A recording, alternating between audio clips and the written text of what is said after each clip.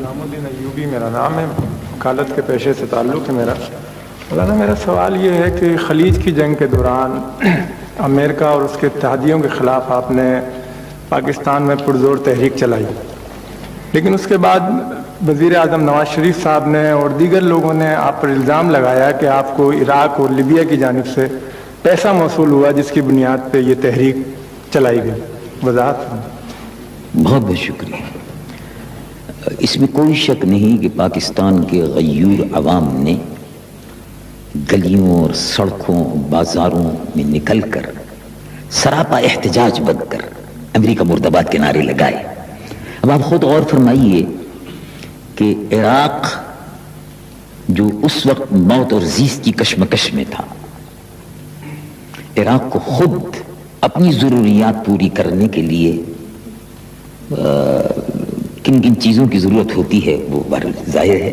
ایسے جنگ کے وقت میں موت و زیست کی کشمکش جب ہو رہی تھی تو ایسے وقت میں وہ ہم کو کیا پیسہ دیتا؟ ایک بات تو یہ ہوئی۔ دوسری بات میں یہ عرض کروں گا، کیا عراق کے پیسے نے پاکستان کے کروڑوں عوام کو خرید لیا؟ تو پاکستان کے کروڑوں عوام جو ہیں وہ اتنے یعنی بے ضمیر ہو گئے تھے کہ ان میں اسلامی حمیت تو تھی نہیں، یعنی اسلام کے نام پر وہ نہیں اٹھ سکتے تھے، پیسے ہی کے نام پر وہ اٹھ سکتے تھے۔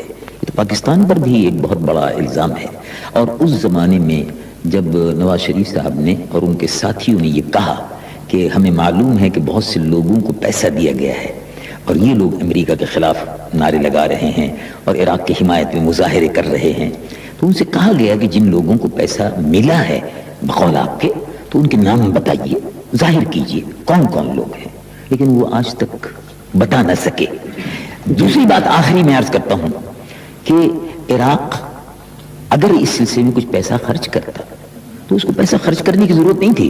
عراق سے مسلمانوں کا قلبی روحانی لگاؤ ہے، لوگ خود بخود اس لیے کھڑے ہوئے کہ وہاں کربلا ہے، عراق میں کربلا ہے، عراق میں نجف اشرف ہے، مولا کائنات سید علی المرتضی رضی اللہ عنہ کا روضہ مبارک ہے، امام عالی مقام سید الشہداء رضی اللہ عنہ کا مزار مبارک ہے، غوث اعظم سیدنا عبد القادر جیلانی شاہ جیلان رضی اللہ عنہ کا مزار مبارک ہے، امام اعظم ابو حنیفہ رضی اللہ عنہ وارضاہ کا مزار مبارک ہے۔